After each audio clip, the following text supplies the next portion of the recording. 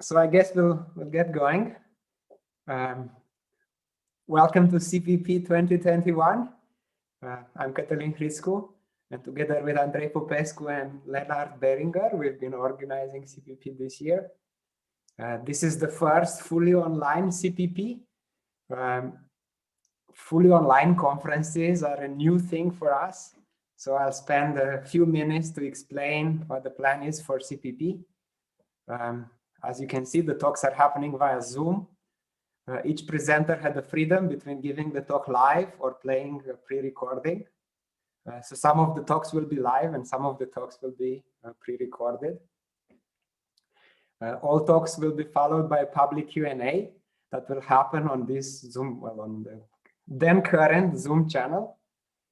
For the paper presentation, after the public Q&A, which is very short, it takes 5 minutes, the authors will move to a Zoom breakout room together with anyone who wants to ask them more in-depth questions or just discuss with them more informally.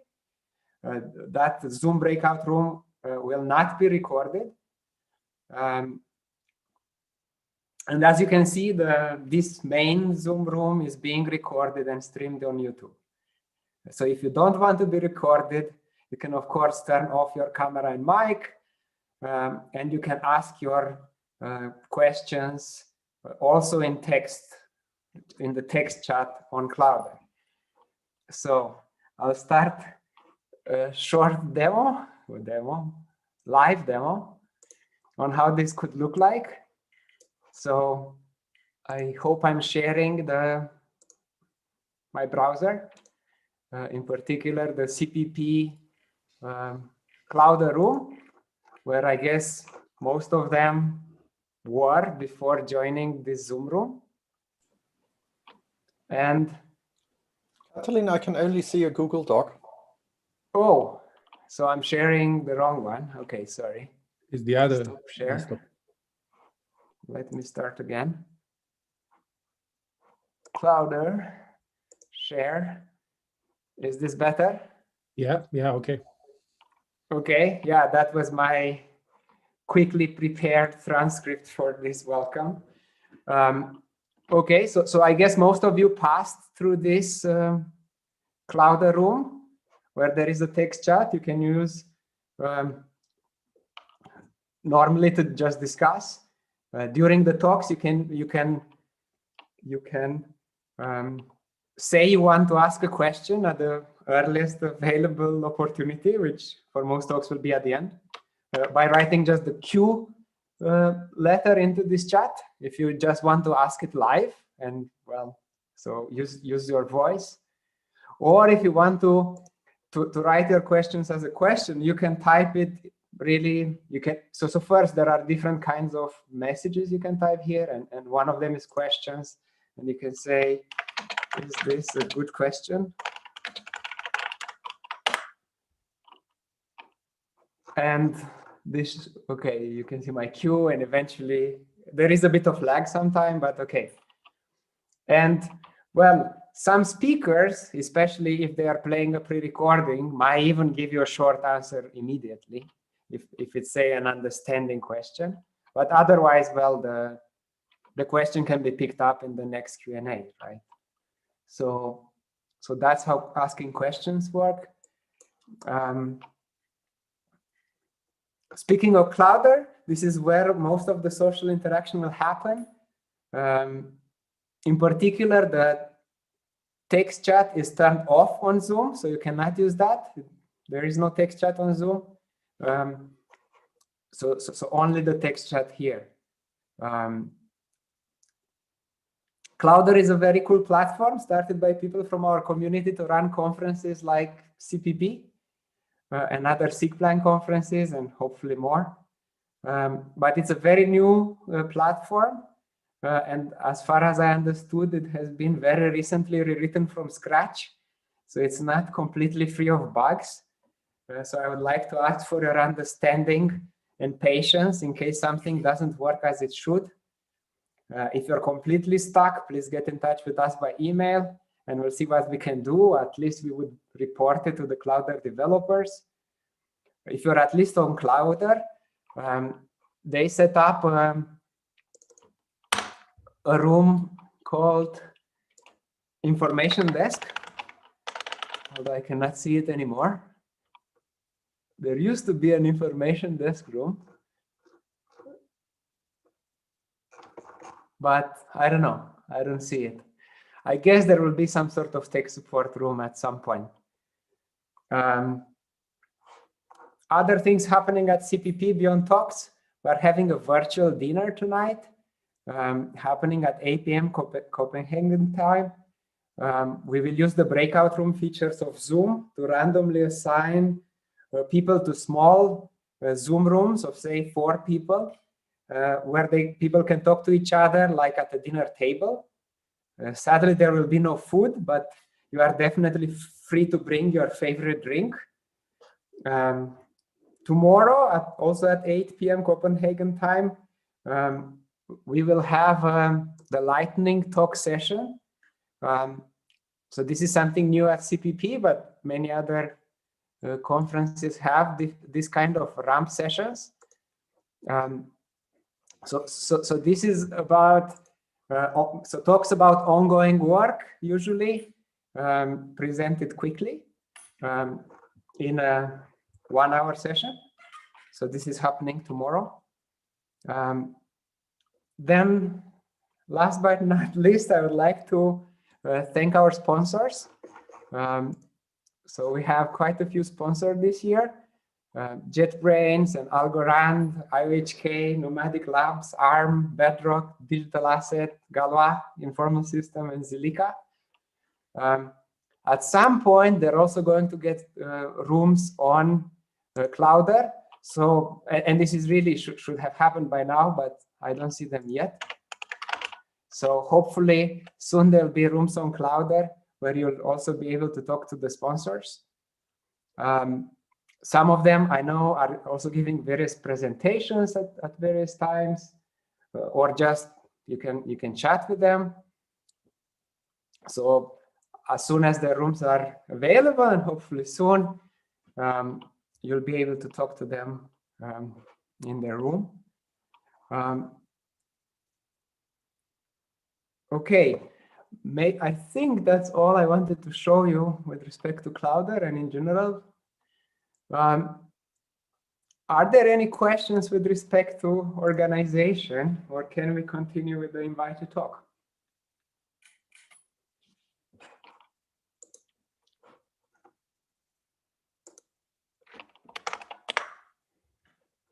Okay, if there are no questions, it is my great pleasure to introduce the first invited speaker of CPP, Professor Tobias Nipkow for TU Munich. Tobias is well known for his work in interactive and automatic theorem proving, in particular for developing the Isabelle proof assistant and for his work on term rewriting and all that. Tobias is also a big proponent of teaching using proof assistants and wrote a popular textbook called Concrete Semantics with Isabelle Hall, which resulted from his award-winning semantics lecture at TU Munich. Teaching using the Isabelle Hall proof assistant is also the subject of Tobias' keynote today. More specifically, he will talk about a more recent course and upcoming book entitled Verified Functional Data Structures and Algorithms. So without further ado, I leave the floor to Tobias Nipkow for his invited talk. Well, thank you very much. I'm honored that the organizers have invited me, and it's a pleasure to give this talk. So let me start by sharing my screen. Yes. So you should now see the slides. And Yes. You have already heard the title. And it's only partly about the teaching. So there's probably 2/3 of the talk will be leading up to that. First, a little bit of history about teaching proof assistants and especially teaching with proof assistants. So there's always this question, are you teaching the proof assistant or are you teaching some material with the help of the proof assistant? And that of course depends a little bit on the setup and what the lecturer intends. And the whole movement, I would say, started around 2010 in earnest. And two textbooks emerged out of that in the next 1 or 2 years. And the first one was the Software Foundations by Benjamin Pierce and a number of co-authors for the COG system. And then already Katalin mentioned it, the Concrete Semantics book by Gavin Klein and myself for the Isabelle system. Now, these were initially, I think, completely focused on the programming language semantics area, and concrete semantics still is because it's frozen in time. It doesn't change anymore, only in minor ways so that it gets updated to the latest Isabelle version. But the Software Foundations has become much broader in scope. There are now, I think, about 4 volumes. And although there's still quite a bit of emphasis on semantics, but there's also algorithm verification. And my question after I finished the book was, well, where should I go from here beyond semantics? And so the obvious target area from a teaching perspective is, of course, algorithms. It is the big area in computer science.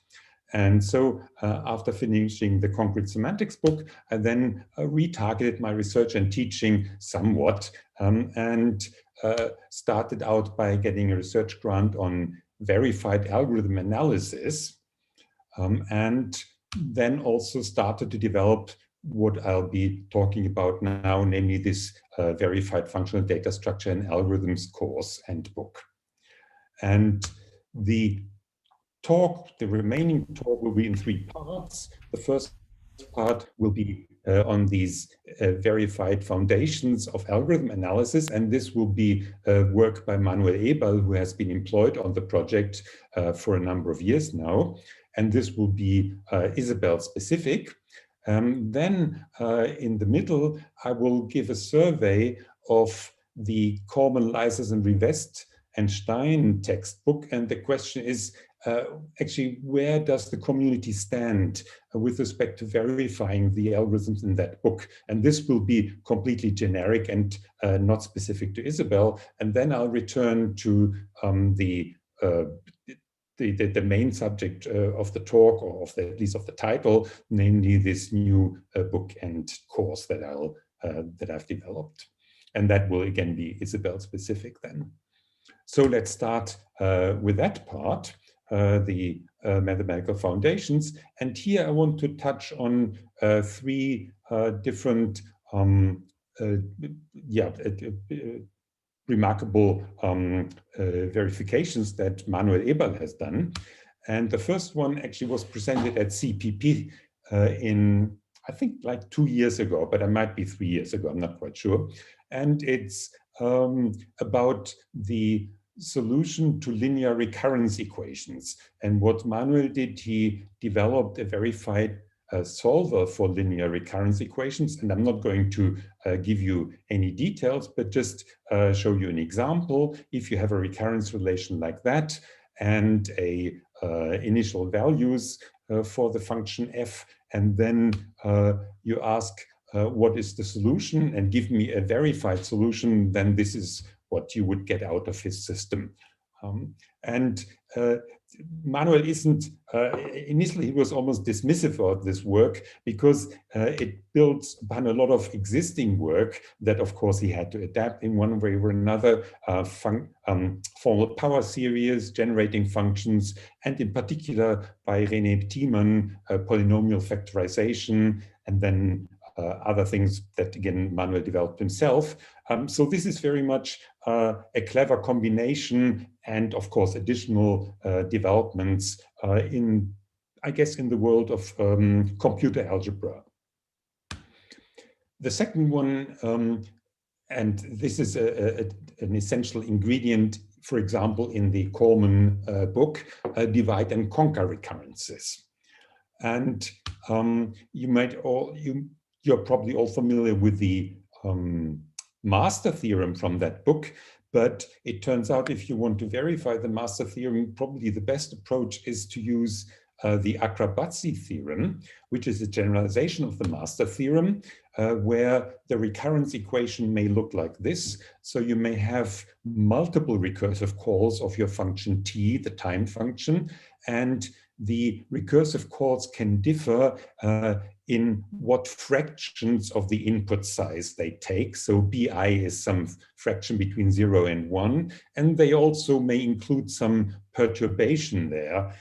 So the hi is supposed to be a sublinear function. Why do we need this? Well, if you look into the Corman book, then they first developed this with just a single recursive call and no additional additive component here. But then they say, by the way, we also need to talk about floors and ceilings, because they are essential when you want to apply this to a discrete problem. And then they develop for another couple of pages the floors and ceilings, and this is subsumes all of that. And then you get a very nice generic solution for this recurrence equation, which doesn't have yet any case distinctions. I'm not going to read it out for you, but you can see there's a p in there that doesn't occur before, and that p actually has to be a unique solution of a certain equation. Suffice that, then what you can you can derive a special case from that general theorem. If you know that the function g, if we go back here, there's the function g, that's usually the time it takes to combine the recursive calls. So if that function g is in fact a polynomial, then you get still a generalized master theorem because you're allowed to have multiple recursive calls.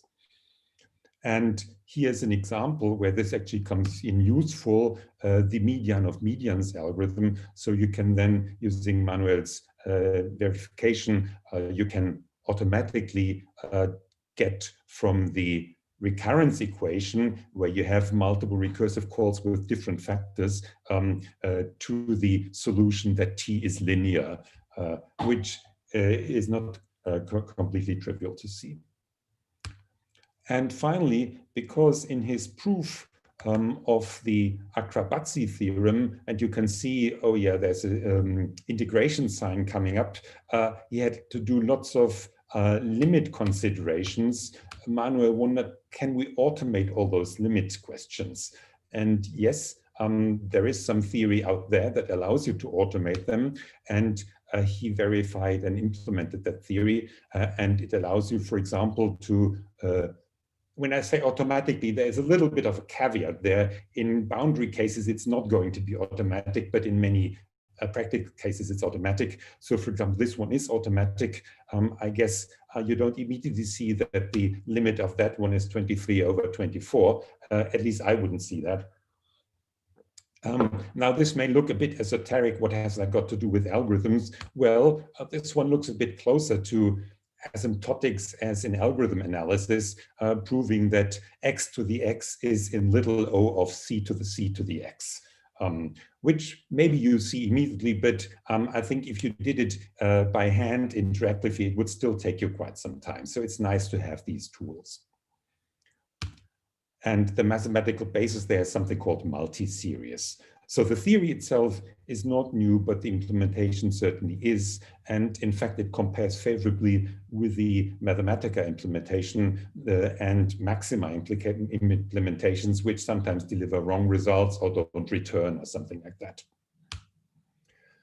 Now, those are in some sense a bit separate from actual algorithms. And now we look at the CLRS textbook, and we wonder, that's an overview, how much of that textbook, or rather how many of the algorithms in that textbook have actually been subjected to a verification. This is not that I expected to find bugs in the algorithm. It's more really a survey, how far has our community come in tackling algorithms of that nature. And so this is the well-known book. And I'm not now going to go through fairly quickly the structure of that book. focusing on particular highlights. So there are many more algorithms in the book, but I can't talk about all of them. And it's really it'd be quite in a survey-like kind of thing. Oh, actually, yes. I should have said at this point, I could have given you the chance to ask questions, but I forgot to give you that chance. Maybe I could go back if anybody has an important question. We have a question from Adam. Maybe he can ask it live, or he prefers that I can ask it live. Yeah, I can ask it live. I might just be anticipating what's about to come up, but so far you've only talked about costs and not algorithms encoded within the proof assistant. Can you give us a preview of what the implementations will look like and how you relate them to costs? I would say that something about that at the very end, in the last third of the talk. And essentially, if commenting on in section 2, it's a survey of work done in the community, so it's very dependent on the particular verifications. In section 3, it'll be quite a straightforward encoding of the algorithmic cost in terms of step counting functions. Got it. Okay, thanks.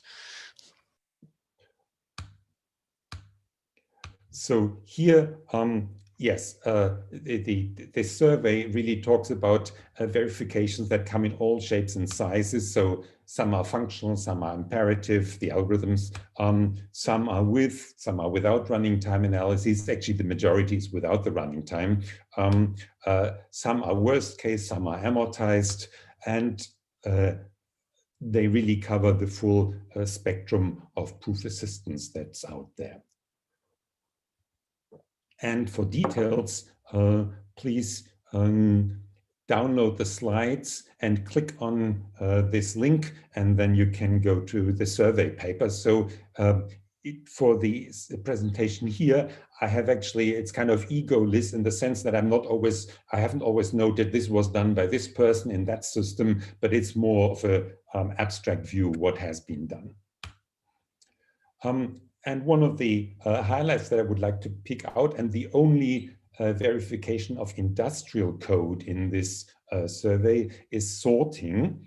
And there are two, I find quite noteworthy verifications. The first one is of something called timsort, and that is as we'll see, industrial strength sorting function, which is essentially merge sort plus insertion sort. There's some clever combination of the two.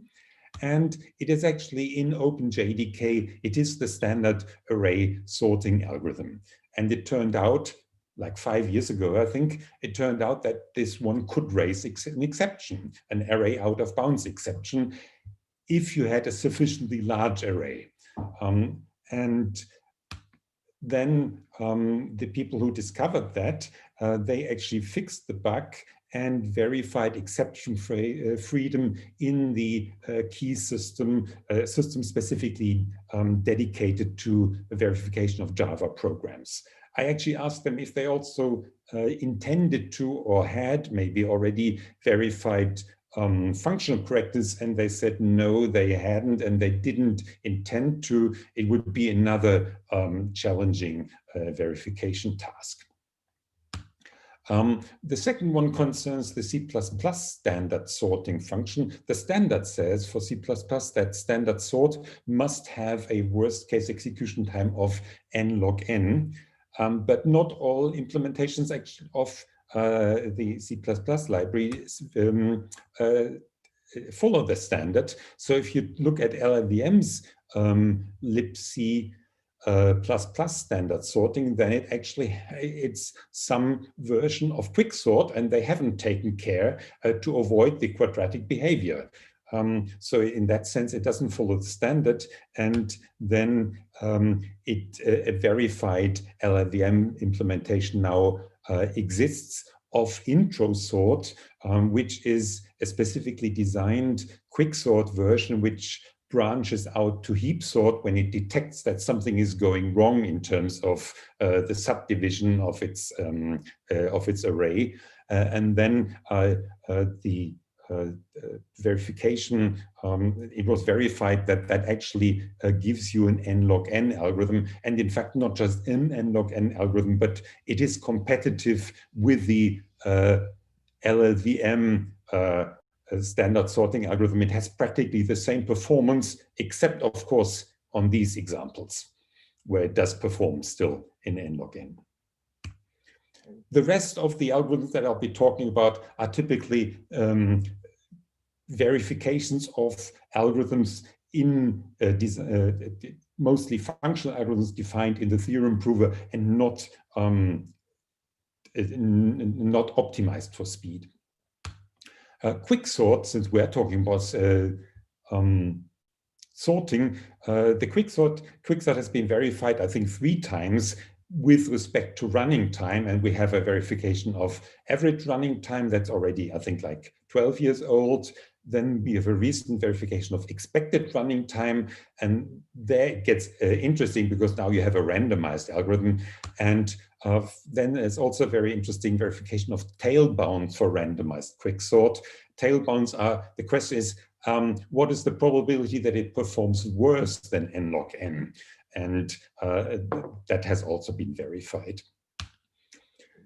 Now let's get back to the CLRS book, because that one, certainly the tail bounds you don't find in the CLRS book.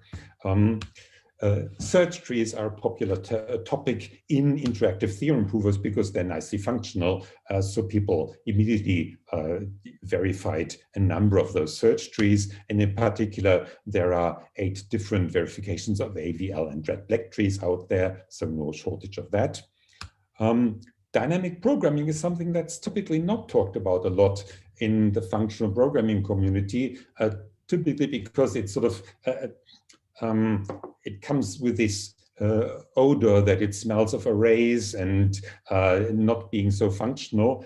So there is some work that I did a couple of years back where we verified an approach to dynamic programming via verified memoization, because in the end, that is what dynamic programming is. So the approach is that you start out with a recursion equation, and then you say, well, if I just evaluate that normally, this is not going to be very performant. So we crank the handle and we obtain a memoized monadic version, which looks something like that. But of course, you can recognize the monadic notation, and it looks like, well, you again have 2 recursive calls. So what's the gain? The gain is in this little piece of syntax, which hides all the memoization. So you don't immediately execute the do block, but you first look up the n in your state and see whether it has already been called with that n, and then you return the value that you recorded in the state for that argument n, and otherwise you perform the do block, but then you don't return immediately, but you store the result that you computed in the do block, and then you return. But of course, just getting a new definition isn't so exciting. What you also get, you get a theorem that tells you that the fib prime here on the left computes the same value as the fib here on the right. And here you have a function run state that gets into the monadic computation, and we start with an empty state. So this is a bit shorthandish for something else. And then second just means, well, in effect, the monadic version runs on a pair of the state and the actual value being computed, and you just, here you project out to the value. Then there is a whole part in the CLRS book on advanced data structures, as they call it. What's in there? We have B trees in there, and indeed they have been verified twice in 2 different imperative implementations. One is actually quite interesting because it leverages the TVLA system for pointer analyses to simplify the interactive proof. Then priority queues are extremely popular. So we have priority queues galore have been verified. In fact, many more of them than are in the CLRS textbook. So I'm not going to go through all of that. And some of them are even with decreased key, which is a bit of a challenge in a purely functional environment, because typically decreased key is implemented imperatively by a handle that goes directly into the data structure, which is difficult in a functional environment. And finally, a really impressive, to my taste, verification of union find, including the amortized complexity of O of alpha of n, where alpha is the inverse Ackermann function. And if you have ever either tried to read the proof or taught the proof, you know that it's not for the timid. So I find that is one of the more impressive verified algorithm analyses that we have at the moment. And this was done by Arthur Chaguereau and a couple of co-workers. Then there's a whole section on graph algorithms in the CLRS book. And in fact, many of them the community has verified. There's Gabo's, Tarjan's, and Kozaraju's algorithm. The Kozaraju one is actually the one in the CLRS textbook. The others are not touched upon. Minimum spanning trees is again very popular. 8 quite different verifications of Prim's and Kruskal's algorithm. I'm writing quite different because here we have a number of verifications based on a relation algebra. So it's not the typical functional or imperative style, but really a much more algebraic presentation. Dijkstra is also quite popular, many different verifications of that one. Then Floyd-Warshall, yes, the transitive closure algorithm actually was quite popular, but the shortest path version is less popular. And in fact, I'm only familiar with one verification. And it's not so simple because it drops all preconditions. So in the CLRS book, the Floyd-Warshall algorithm, also they make some assumptions like all the weights are non-negative, or at least there are no non-negative cycles, which simplifies the verification quite a bit. And finally, which is probably in this area of grass algorithms, one of the more complicated ones, maximum network flow. And here we only have Edmonds, Karp, and a push relabel algorithm that have been verified, so that the air gets thinner here. This is what I would call the end of the core material of the Corman book. And then it's followed by again, like a couple of 100 pages of selected topics. And here, of course, they have lots of different areas. And here the coverage is quite patchy, that, for example, there are a couple of computational geometry algorithms, but the field is vast, and we cannot claim to have covered even sort of the most basic ones. So let's actually talk about coverage, and I will restrict myself to the first 750 pages, which I would call the core of the book, before the selected material starts. And here, actually, much of the basic material has been verified. And when I say basic material, it means, of course, the book then almost always has numerous variations and additional little projects and exercises that have not all been verified. But the only major omissions, as far as I could see, is hashing, including probabilities. Hashing itself is not a big deal, but actually doing a probabilistic analysis of hashing that I'm not sure. I didn't see any machine verified analyses. Then Fibonacci heaps, they are, I don't think you can do them properly in a purely functional manner. You have to go imperative.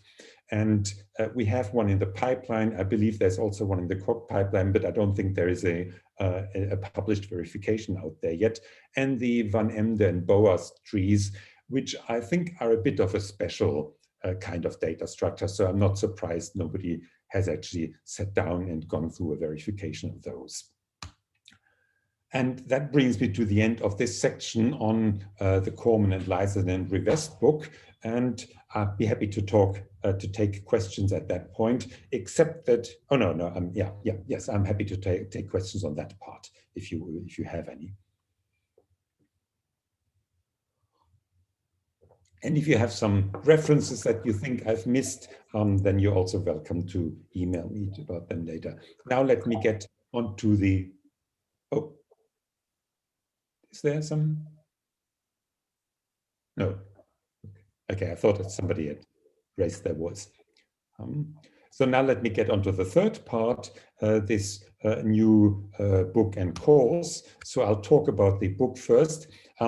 It's not quite out there yet. I think it'll take another 4 or 6 weeks, and then I'll announce it. You can also find early drafts on the web pages of the course, but those are really drafts. So this is the cover of the book, and you can see it's a whole group of authors that have jointly written the book. And let me first say something about the aims, what we expect to be in the book.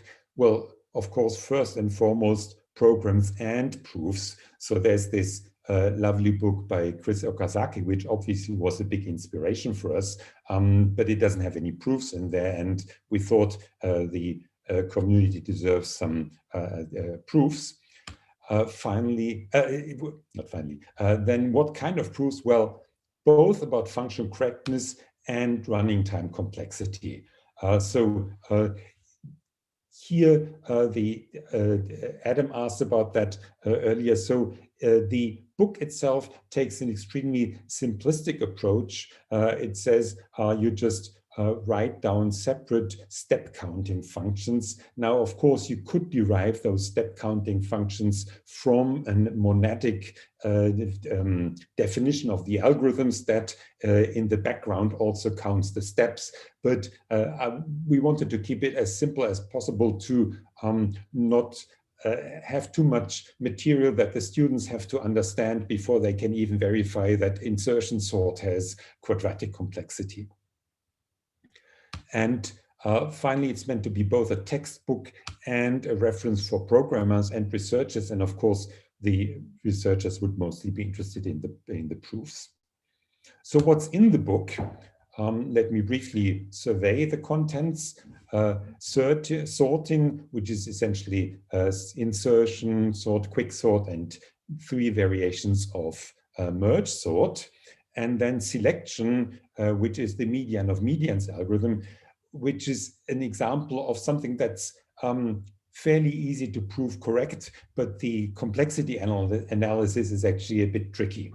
So it's not something that I would teach to the students at the beginning of the course.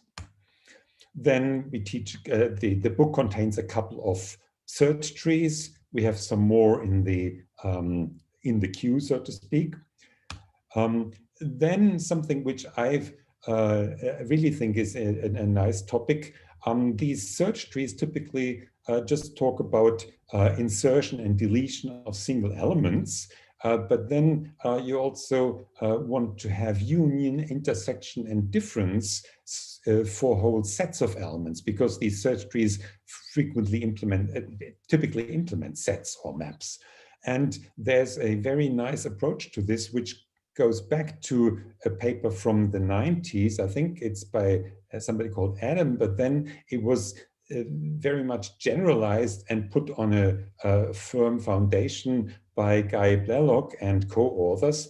And the nice thing is that they came up with a general framework to do this, not just for red, black, and AVL trees, but for basically a class of algorithms. And they could verify that the complexity of their algorithms for all these 3 set algorithms is actually better than if you do it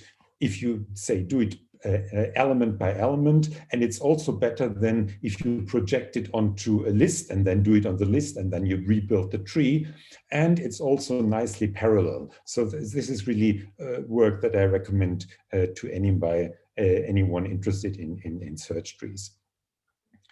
And then we have brown trees, and I talked about those a year ago, and tries, Huffman's algorithm, leftist and binomial heaps, dynamic programming, amortized analysis, and then these different amortized search trees and priority queues. And the book is meant to be open-ended.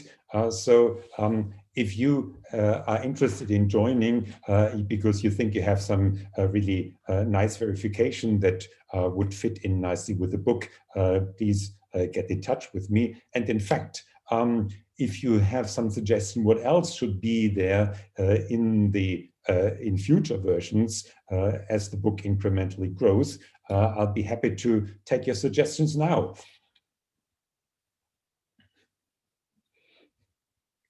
If you have any.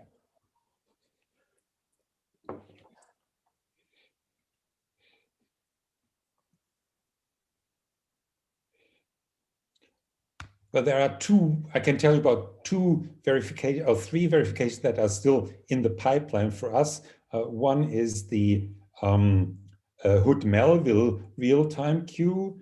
Another one is weight balanced trees. And the third one is the Burrows-Wheeler algorithm. But if you have additional ones, feel free to either say so at the end of the talk or email me separately. So now I should say a few words about what form the proofs take. So the aim is that the book and the theories as they are available online is really a repository for definitive streamlined proofs. So if you really want to know, it's not that anybody doubts that the red-black trees work. It's more, why do they work? Can we please look at the details of that? Why do we think that such a repository is useful? Well, of course, a unified repository is always useful. You don't have to search the literature and see who's done something that you can borrow. But some of the proofs, it appears, are not in the literature. So, for example, the red-black tree deletion, I believe you don't find a complete proof anywhere in the literature.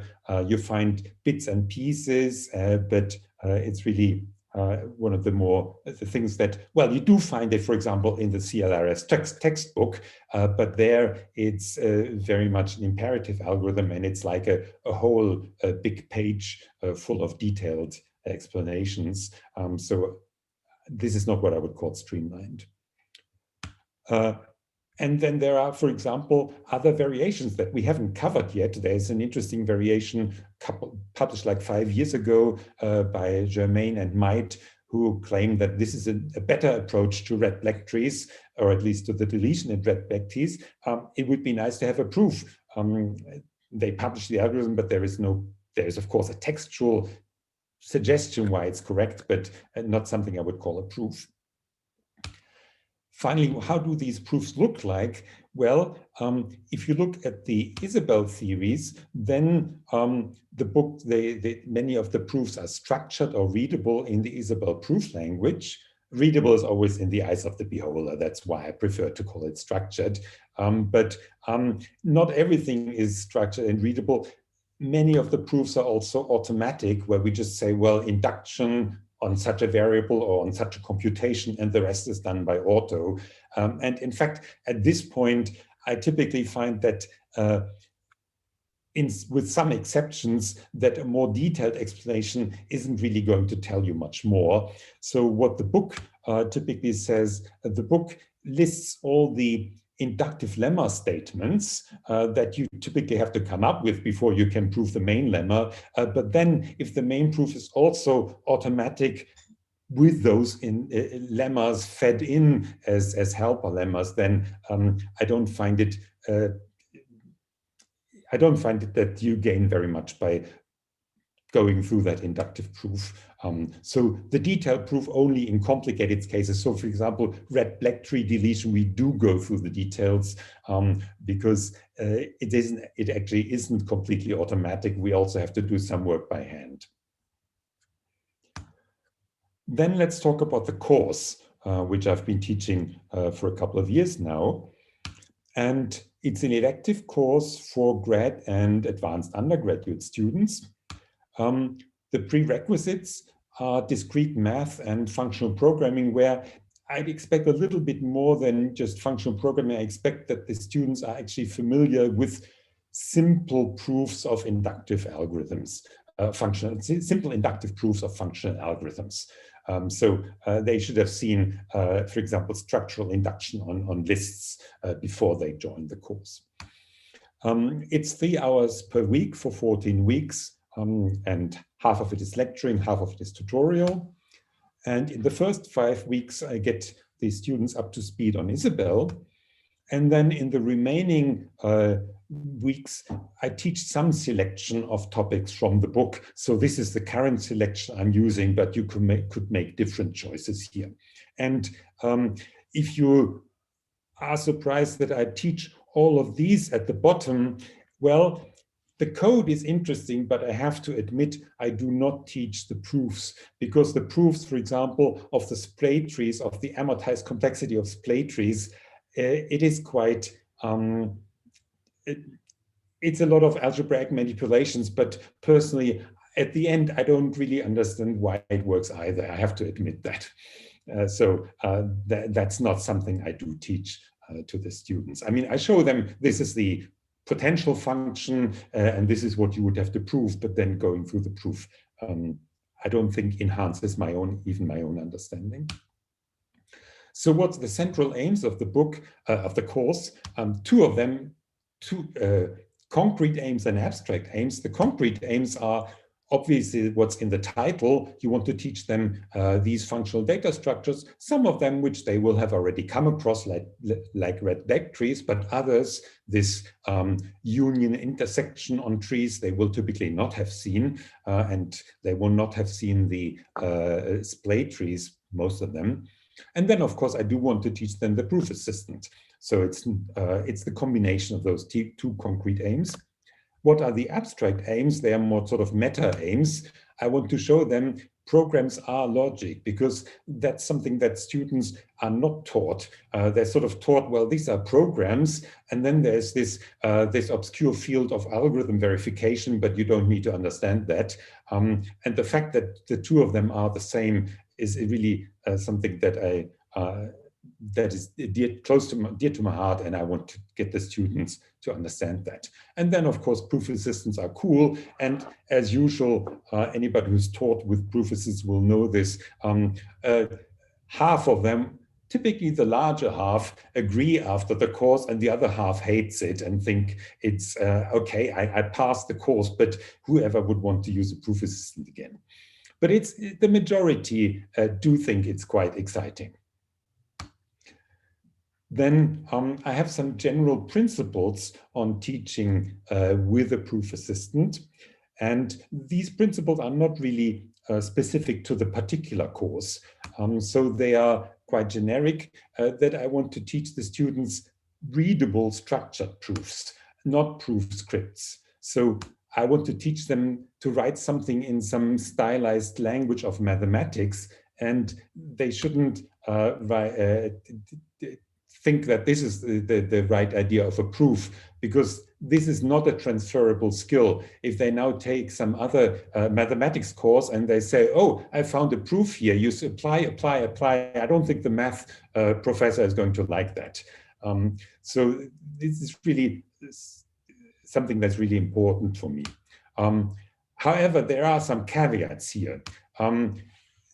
It is admittedly, these proof scripts are easier to learn and to hack. And at least for small proofs, if the proof gets larger, then you do often get lost in the details of the script. They're also useful for proof debugging, because if you write a structured proof, then well, I'll talk about that in a moment. So that's why we start with simple proof scripts, and then we upgrade to structured proof soon afterwards. And I think both of them are important skills to learn. Another thing that's dear to my heart is do not teach logic, teach how to write proofs. So what do I mean by that? Isn't proofs and logic the same thing? Not really. That may be controversial. I think that if you teach people first single-step natural deduction proofs and think that's how they learn proofs, I think that's just, it's something in a logic course, yes, teaching the fine structure of logic, but I don't think that is the royal road toward teaching proofs. And so an application-oriented course, like a course that's purportedly about data structures and algorithm, should reason modular logic. So what do I mean that? If you believe that proposition A together with proposition B implies proposition C, then you should be able to write something like, from A and B, we can prove C. And how should you be able to prove that? Well, ideally, the proof assistant should give you some way of automatically finding that proof, some hammer. Of course, that depends very much on the capability of the hammer. And at this point, the proof scripts come in useful again, because then the hammer might say, I have no idea how to prove that. And then you refine the proofs, but often the students don't know what is a good way to refine the proof. So you should have some way of sort of focusing on where the automation failed. And this is not a new idea. The MESA proof assistant is based exactly on that approach. So in a nutshell, I would say, do not let logic dominate your thinking. And it's, again, not a new idea. I mean, mathematicians have been doing this for centuries. They don't teach logic in the very first course. They just teach you to do the right things and to distinguish it from the wrong things. But it needs good automation, like a brain, to work well. So that's why the proof scripts are still useful in developing structured proofs. And then I really think we should focus on the subject matter, not the proof assistant, because if you teach too much of the proof assistants, the students will get the impression the proof assistant is not the solution, it's the problem that they have to understand. And the actual subject material is quite trivial. It's the proof assistant that's being the difficulty. And finally, just from a teaching perspective, I don't want to let the proof assistant dominate my presentation. So I do believe in slides and even the blackboard. I'm old school. And for presenting concepts and proofs. So, of course, if I want to show them a largish program, then doing that on the blackboard, I find it takes too much time. And I'm just saying that, I'm just trying to say that over the course of the course, I move from Isabel demos in the first couple of, like in the first 5 weeks, then more and more to slides and the blackboard. And the structured proof language actually facilitates that, so that initially when I move from the Isabel presentation to the blackboard, I will still write something that is similar to those structured proofs, but then I'll deviate more and more from that. So conclusion, I'm afraid there's no earth-shattering conclusion here. From a research perspective, unsurprisingly, efficient purely functional algorithms are really quite easy to verify. Of course, the difficulty is always finding the right generalizations and stuff like that. But there isn't, these days, this is not a major challenge anymore. The running time actually can be quite tricky. And some of the things some of the things I talked about aren't even in the book, like this just join implementation of union and intersection of search trees. The analysis of the running time is really tricky. Extensions, if you wonder where to go from here, So, for example, if you were to undertake the same research program for randomized algorithms, I think that would be significantly more challenging, but also worthwhile. Maybe more rewarding in standard libraries. It's amazing. You can still find bugs in standard industrial libraries, believe it or not, of linked lists. If the linked lists get large enough, you suddenly get all kinds of strange behavior. That's something you can find in published literature. Teaching, I have found that moving from the semantics to the efficient algorithms has like tripled the number of students that signed up for the course. So much more than semantics. And the nice thing, it's a very coherent area. You can teach a lot of it just based on variations of trees.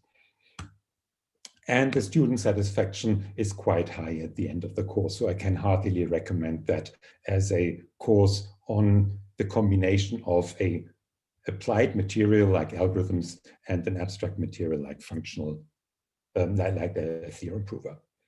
And that really brings me to the end. I think I've stayed within my time limit. And thank you for everybody who's still around. And I'll be happy to take questions. Thank you for the very inspiring talk. We have a few comments and also question on Clowder. So Leonard, do you want to ask first? Okay, yeah, thank you for the talk, Tobias, very nice. I was wondering, to what extent are students familiar with the Corman-Leverson book?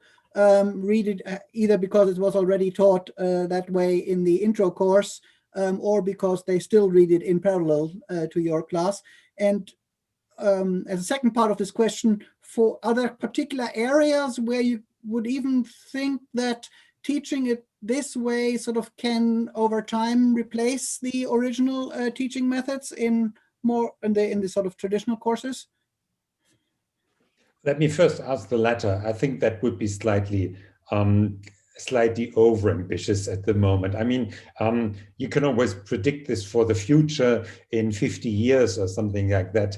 But yes, I think it's feasible, but I think you would need a much smoother integration, because the difficulty is already if you teach programming and you automate your grading by rejecting everything that doesn't even pass the compiler and rejecting everything that doesn't go through the test cases, then the students are quite miffed because they say, oh, there was only a parenthesis missing here, and it's almost correct. So I think we need, in teaching, we need to be a lot softer and not force the in an elective course, it's okay, but I think in a core course where everybody has to take that, teaching algorithms with a proof assistant for the next 10 or 20 years is probably too ambitious. For elective courses, or I think teaching it both with a proof assistant and in the conventional way, and then saying you're allowed to use the proof assistant, but you don't have to. I think that's another option. I think is probably a good starting point that will get the keener students hooked up on the proof assistant, but will still let the weaker students pass in the normal fashion. So I've asked the second question. What was your first question? Sorry. Oh, just whether students are already familiar with the Corman book or read it in parallel anyway. No, they don't read it in parallel, I don't know whether they are familiar with the book. They will be familiar with the course that we have at TUM, which will cover some of the core material, like maybe half of it, let's say, because it's after all undergraduates. And maybe if you have graduate students there, they may already have heard a proper algorithms course. And then they would be familiar probably with much of the material of the book. But I still find that the students have this experience that they say, oh, now I finally understand how this works. I always thought that was a bit mysterious what was going on there with all the pointer rotations, for example, and stuff like that. Okay, thank you. So we have a few people who proposed more material. Excellent. Claudio Russo proposed FFT. Yul Jakob proposed Hopcroft's algorithm. FFT? Yeah, fast Fourier transform. Yes, that is an interesting one indeed. It would be a bit different from what we currently have, but I've noted it. Yep. What's the next one? Yul Jakob proposes Hopcroft's algorithm. Well, of course, he puts the finger in the wound in the sense that we do not have any graph algorithm to start with. And in fact, this is something I wanted to talk with over with Peter Lammich, who has done a lot of verified graph algorithms. And you can do it. The problem is if you start out with a completely functional abstract description of the algorithm, it's actually hard to refine it down to something that is efficient in an imperative sense, because the functional one will already dictate a certain order of doing things. It's not non-deterministic, so your strength in your possibility to refine it will be limited. But I think graph algorithms in general should be in there, and I think it's actually the next sort of big topic that ought to be in it in one form or another. And indeed, Tarjan, well, that's always a matter of debate whether you want Tarjan's strongly connected components or something else that's a bit simpler, but still has the same asymptotic running time. Okay, and maybe last one. Andreas Lochwieler proposes Merkle trees. Oh, yes. I think actually he's right. And one of the, if he has them already, and I wouldn't be surprised if he does, then we should talk. Because, not because, but independently of his suggestion, we have a kind of final project in the course where we simply say, be creative and come up with something and verify something, formalize something. And in fact, one year, a student verified the basics of Merkle trees. Yep, so that's a good one. Cool. So in the interest of keeping a bit on schedule, although it was mostly my fault that I had this big welcome. Oh, I thought we were supposed to start a quarter of an hour after. Well, I don't know. It's just that we are already a bit over. Oh, I'm sorry. I was, yeah. No, not your fault. So I think if you want to take this opportunity and have a breakout room, we could do this breakout room thing. Otherwise, I guess the discussion could continue via the chat or by email or some other way. I think it's better to continue now with the presentations of the contributed talks. Okay, cool. So then we'll move to that. And thank you, Tobias, again. Great. Well, thank you for giving me the opportunity to speak here, and I'll do my best to stop share and mute myself. Okay, so the next speaker is Yanis. And he's giving yes. also live. Yeah, exactly. Let me try to share the slides real quick.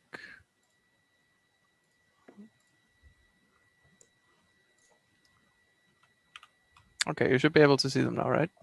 Yeah, works great. So you can start anytime. All right. Thank you very much for the introduction. And I'll be talking about a novice-friendly induction tactic for Lean. So this project came out of a course that my supervisor, Jasmine Blanchette, is teaching, and where we teach interactive theorem proving using the Lean proof assistant. And we noticed that our students were getting a little confused by the behavior of the default lean induction tactic. It was giving goals that were confusing sometimes, and sometimes even just plain unprovable. And so I set out to make a better induction tactic for lean. And a lot of this was just catching up to the state of the art in induction tactics for interactive theory improvers, in particular with Cox dependent induction tactic. But there were still a couple of ergonomic issues with that as well. And this is where this talk comes in. And I'm going to talk about 3 refinements that I made to the state of the art in induction tactics. The first of which is the simplification of induction hypothesis. And so the background of for this is that we use a technique by Conor McBride in order to deal with certain problems that arise when we have hypotheses with complex indices, essentially. And the details of the technique are not so important, but it works by adding some equations to the goal and then performing the induction and then eliminating those equations again. And this works very well, generates very nice goals in a lot of situations, but it has one major downside, and that is that these equations that were added to the goal end up in the induction hypothesis. So this is an example of an induction hypothesis that our students actually get in one of the examples in the course. And it's rather unfortunate because it has this big equation here that looks and indeed is almost trivial. And it's very confusing because there were no equations in the goal previously. And there are no equations in the goal after we've done the induction. The only place where this equation suddenly shows up is this induction hypothesis. And you really need to understand the internals of the induction tactic in order to make sense of this. And so, well, I thought, okay, it would be nice if this weren't the case, if this equation wasn't there. And so I devised a system that can usually eliminate these equations in practice, although not always. And the system is very simple.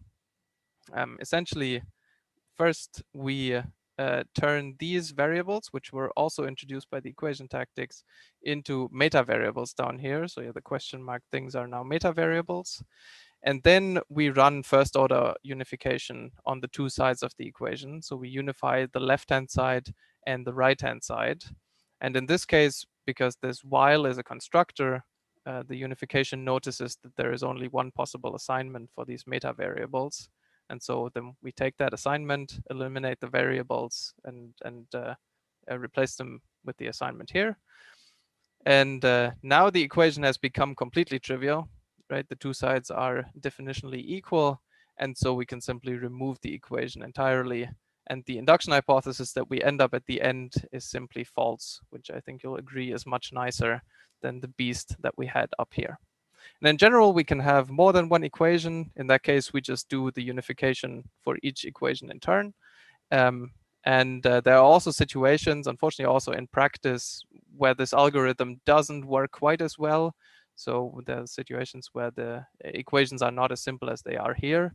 And in those cases, we have to leave them alone and the students still get to see them, which is a bit unfortunate. But in many situations, we get a significant reduction in the complexity of these induction hypotheses. Second thing that we address with the new induction tactic is overly specific induction hypothesis. So this is a classic problem. Everyone who's done interactive theory improving has dealt with this.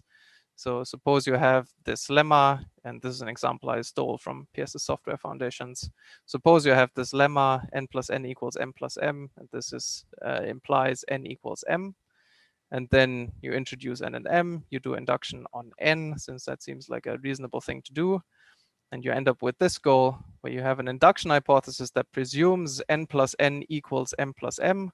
But according to this hypothesis here, n plus n does not, in fact, equal m plus n. And now you're stuck. You can't apply the induction hypothesis.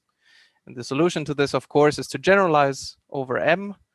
And then we get the more general induction hypothesis that quantifies overall m. And now we can instantiate this with the correct value for m and apply the induction hypothesis and make progress. And the problem here is not that this generalization would be any difficult. It is absolutely not. The problem is that our students, A, don't realize that they are stuck when they get this goal. and B, they don't necessarily realize what the correct remedy is. So we have to teach them that this generalization step is something that they might have to do, and this detracts a bit from the stuff that we actually want to teach. And so our induction tactic goes kind of the opposite direction from the default induction tactics. So the existing induction tactics generate the most specific induction hypothesis possible in some sense, whereas our induction tactic just generalizes over every hypothesis that can possibly be generalized over, and then generates the most general induction hypothesis possible. So in this case, for example, it will generate this induction hypothesis because M is the only hypothesis that we can generalize over.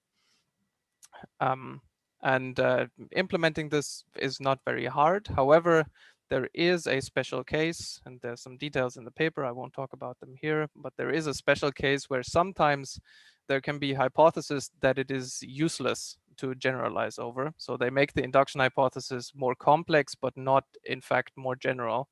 And we have some heuristics to detect those cases and prevent such overgeneralization. And the last thing I want to talk about is naming, and you would be forgiven to think, well, that can't be such a big deal, but let me show you.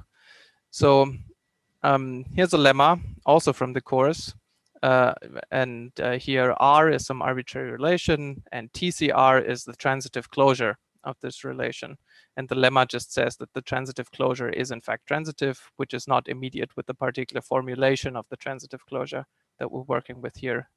And so we do induction on this H1 hypothesis, so rule induction on the definition of the transitive closure. And the default induction tactic of Lean gives us this goal, which is a bit of a handful. And the reason it's a bit of a handful is mostly that the names that Lean generates are just not very convenient here. They have all these H1 prefixes, and there's a couple of other problems with this. The new induction tactic generates this goal, which is much more reasonable looking. And it's really only naming changes apart from one automatic generalization that we've performed down here. And yeah, of course, if you use COC, it also generates a more reasonable looking goal. And in fact, we use most of the same naming rules that COC also uses. However, there are a few new naming rules in the algorithm as well. And one that I particularly like is, if you look at this goal, then you'll notice that here, this A and this B that we had in the goal have suddenly turned into an X and into a Z.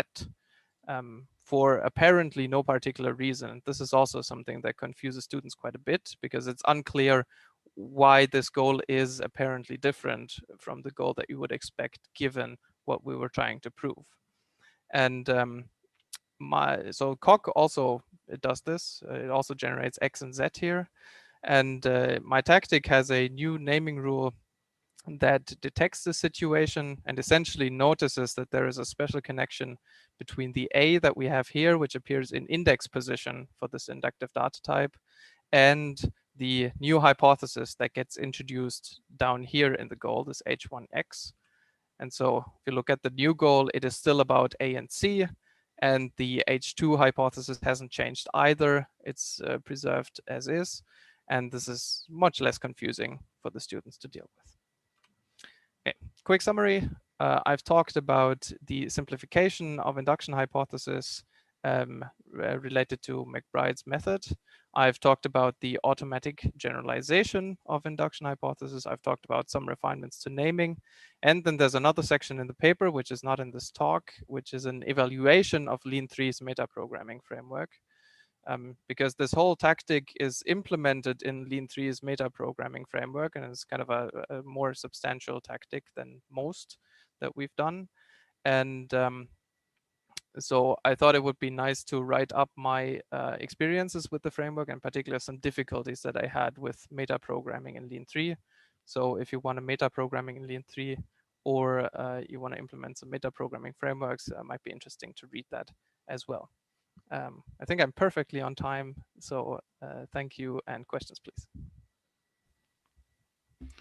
Thank you for the talk. I think I was supposed to be chairing this session, so Katalin took me a bit by surprise by announcing the talk.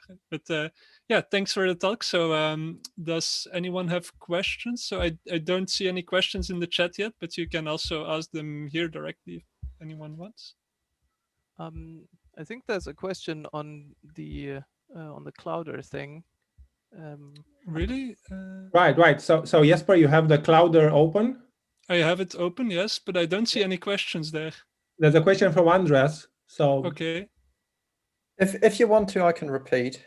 yes, please. Yeah, so with those automatic generalizations, in Isabelle, I have the experience that this may hinder automation because automation has to find the instantiation of the quantifier. So if the generalization is actually not needed for the proof, this may be essentially a hindrance to automation. Does Lean get somehow around this problem? Yeah, I can definitely see that. Lean gets around this by having essentially very little automation. And so it doesn't matter for the context that we're using this tactic in. So in this educational context, we wouldn't be using much automation anyway. This is why it's not a problem for us. And of course, the tactic also provides syntax to fix certain hypotheses that you don't want to have generalized, or you can fix all the hypotheses and then you get the behavior that you had before. So it's very flexible in that sense. Thanks. Right. Okay. I actually also had a question. So when I was listening to the talk, it seems that a lot of these things are very similar to what's also done for dependent pattern matching in languages like Agda or the equations package for Coq. And I was wondering whether does Lean actually also have dependent pattern matching? And if not, could you use your tactic maybe as kind of to build some dependent pattern matching syntax on top? Yes, so Lean absolutely has dependent pattern matching. They have a thing that they call the equation compiler, which actually compiles dependent pattern matches down into the core type theory, which has only eliminators. Mm-hmm. And this is, I think this is implemented internally with a variation of the techniques that I've shown as well, but I'm not sure about that. Okay. And then did you have a reason to not reuse those, or? Well, just that for our students, the induction tactic is usually more convenient. Okay. And yeah, the techniques that Lean uses internally are not immediately reusable, at least in Lean 3. This has changed in Lean 4. In Lean 4, the entire implementation of the system is essentially in Lean 4 as well. So we can reuse everything that's there. But in Lean 3, only certain parts of the system are exposed to the metaprogramming framework. And the parts that we would have needed are not. Right. Yeah. Thank you.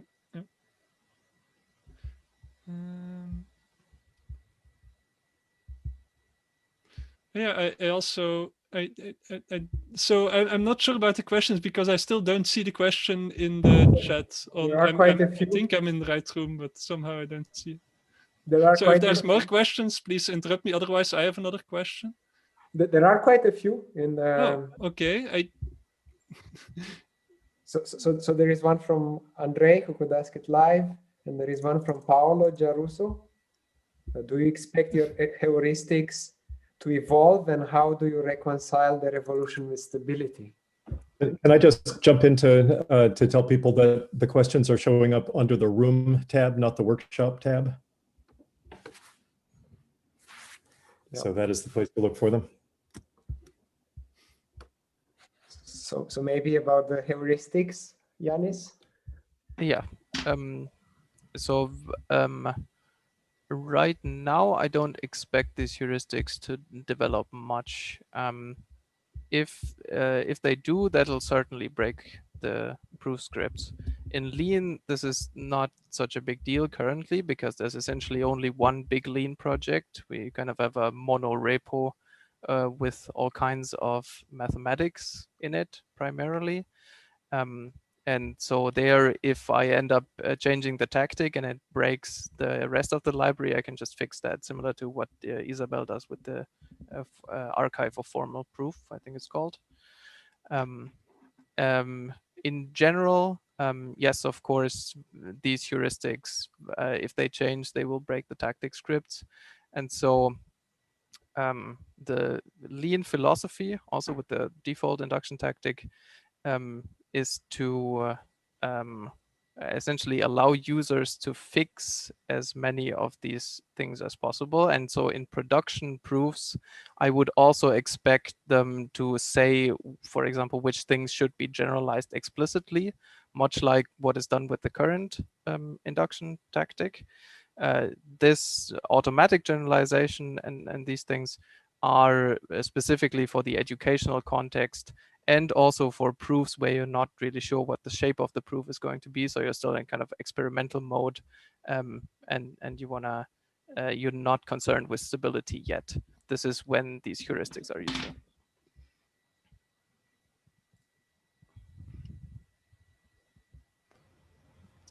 Can I? Okay. I think we're running out of time. Yes, so we need to move on to the next talk. But thanks again for the talk and for so we will create this breakout room where the author and whoever wants to ask him more detailed question or discussion can join. So I've created it now. And everyone's invited, but well, if you want to continue listening to the next talk, you should stick around. Otherwise, you can join the breakout room. Yeah, and so the next talk is by Heiko Becker. He's giving a talk about Lassie, which is a new tactics framework for Hall 4, and I think that's a pre-recorded talk. So.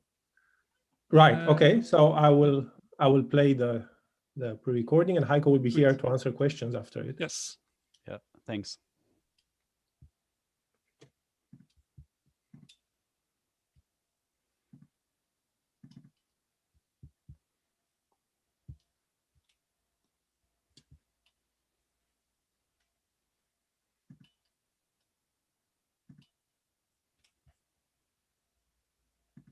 Hello, my name is Heiko. I'm a PhD student at Max Planck Institute for Software Systems. Today, I want to show you our new tactic language framework, Lassie, for the Hall 4 theorem prover. But before that, I want to answer the question, why do we need a new tactic language framework in the first place? If we want to know why we need another tactic language framework, we have to look at how people learn a new ITP system. And for that, I'm showing you a mock-up example on this slide, where on the left-hand side, you see an example mathematical theorem and its equivalent in the Hall 4 theorem prover on the right-hand side.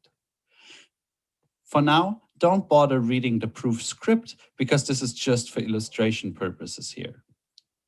If we look at the theorem statement, which in the mathematical world says, if x and y are positive, then the inverse of x is less than or equal to the inverse of y if and only if y is less than or equal to x. If we look at its Hall 4 version, we can see that there's a straightforward translation from math to the Hall 4 statement. For the Hall 4 proof, it is immediately obvious that this is not the case. So if we think about it, the complexity of these ITP systems inherently lies in the proofs that we have to perform. So why is this the case? If we compare these two proofs, or if we look at how we perform these proofs, there is inherently two steps that one has to perform at the same time when starting off with a pen and paper proof. First, you have to know the steps that were performed in this pen and paper proof. And on the other hand, you have to know the vocabulary for mapping the steps of the proof into the tactics of the ITP system, in this case, Hall 4.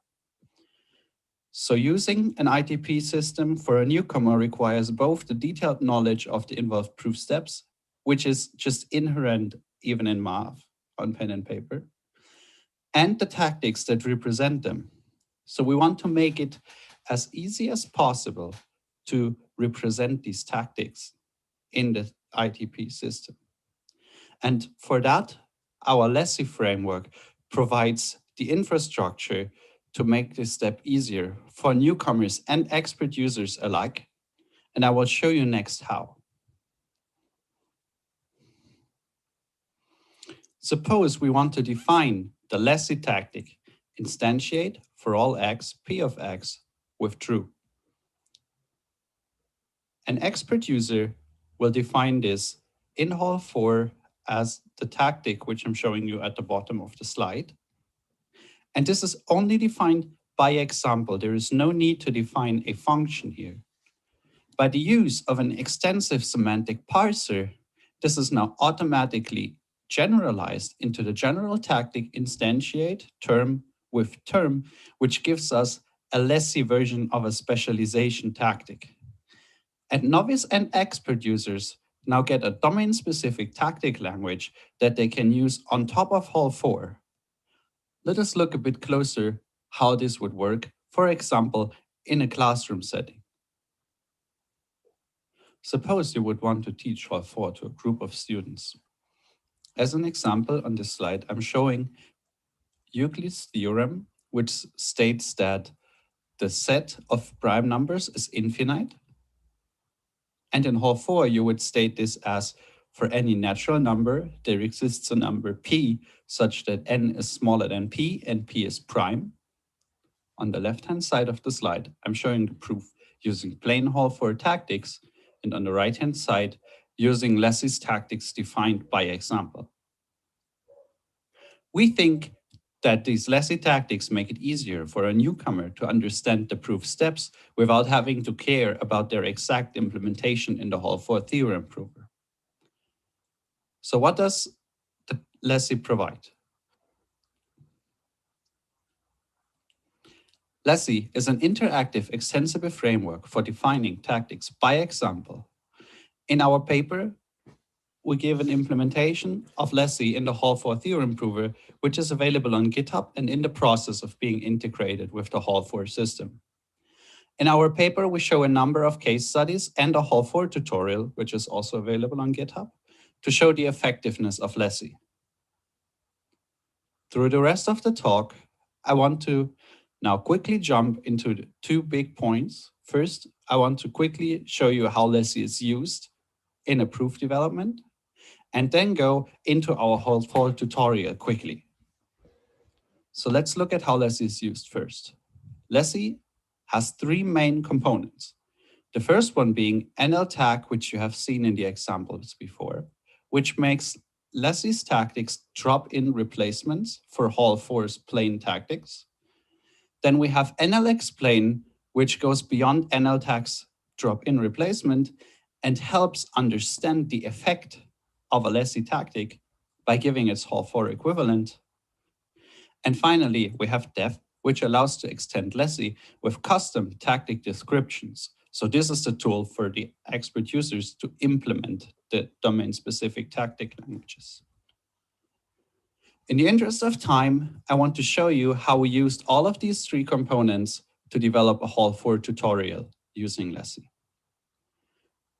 So earlier we saw that using an ITP system requires knowledge of both the proof steps that are involved in a proof and the tactics that represent these proof steps.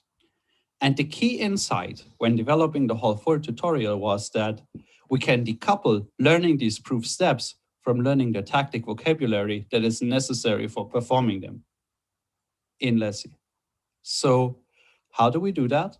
First, using our def function for extending Lassie with custom descriptions, we have defined a language which we think is more approachable for novice users.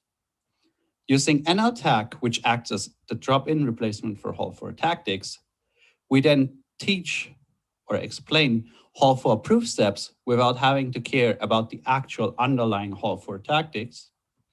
And finally, using NL-explain, we can then teach the Hall 4 tactics without having to care about the actual proof steps because they have already been performed before using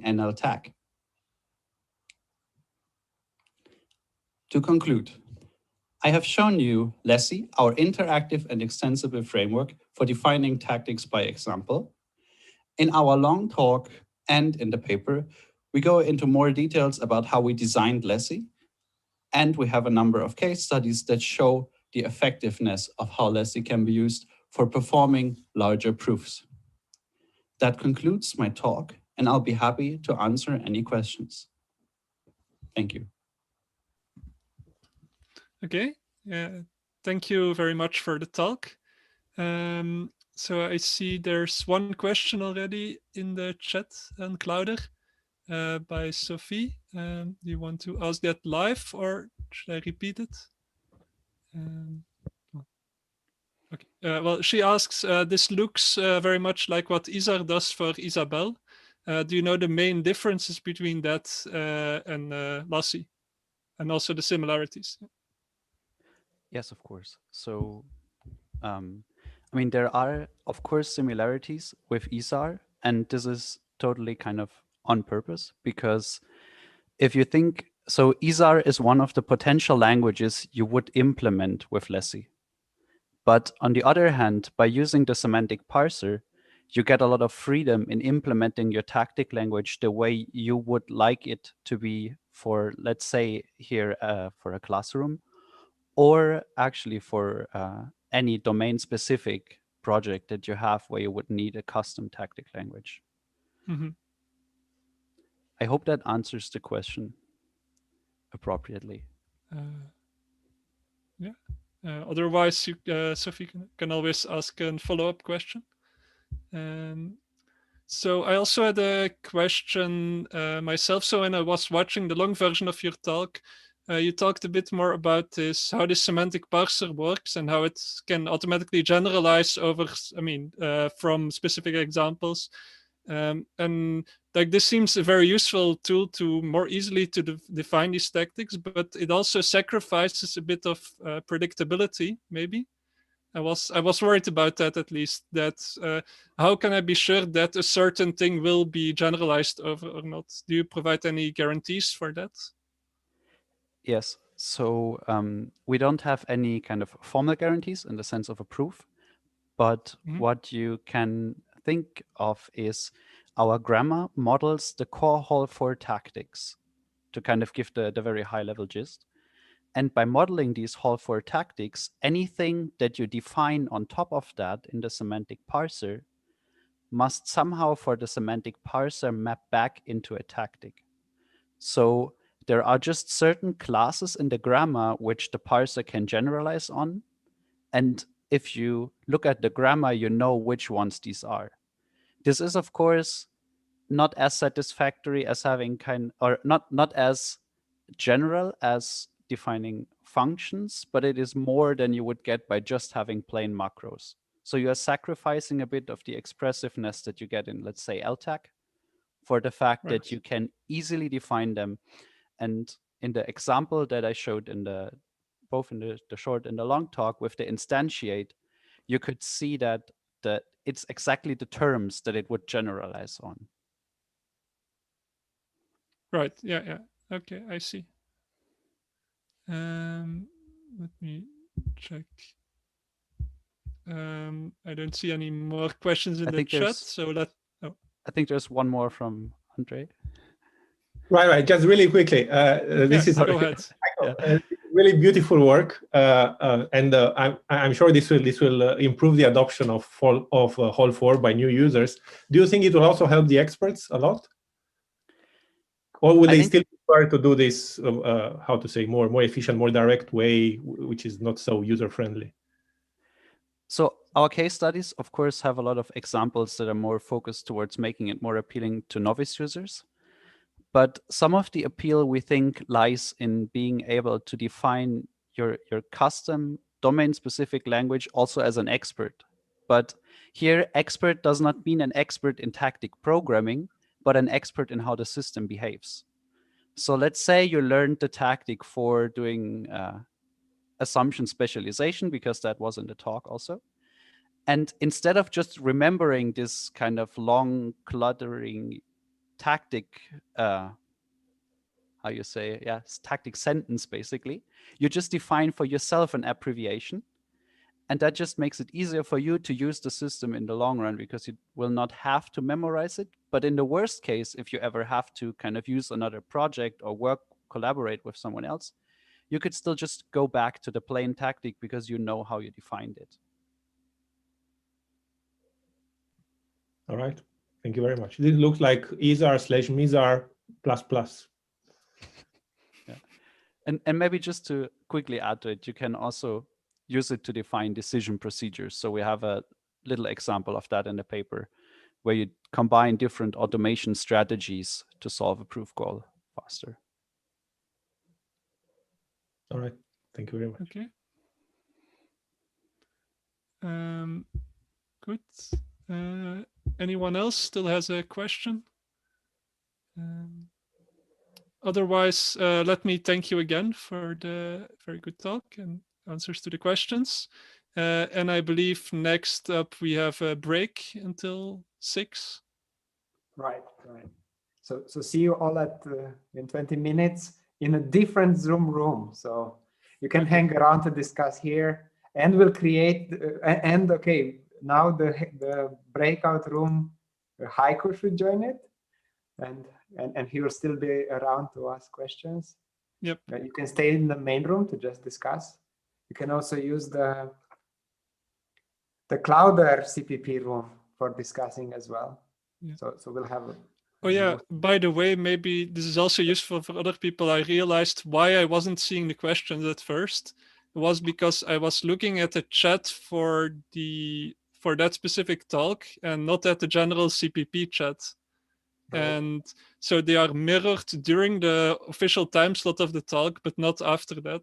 And right, and we went so and since you were a bit late, the questions already went to the general CPP chat instead of the one that I was watching. Yeah, thanks. So we are figuring these things out next time. Yeah, it's better. Okay. So Heiko, go to the breakout room. And thank you. And I'll stop recording and live streaming. Mm-hmm.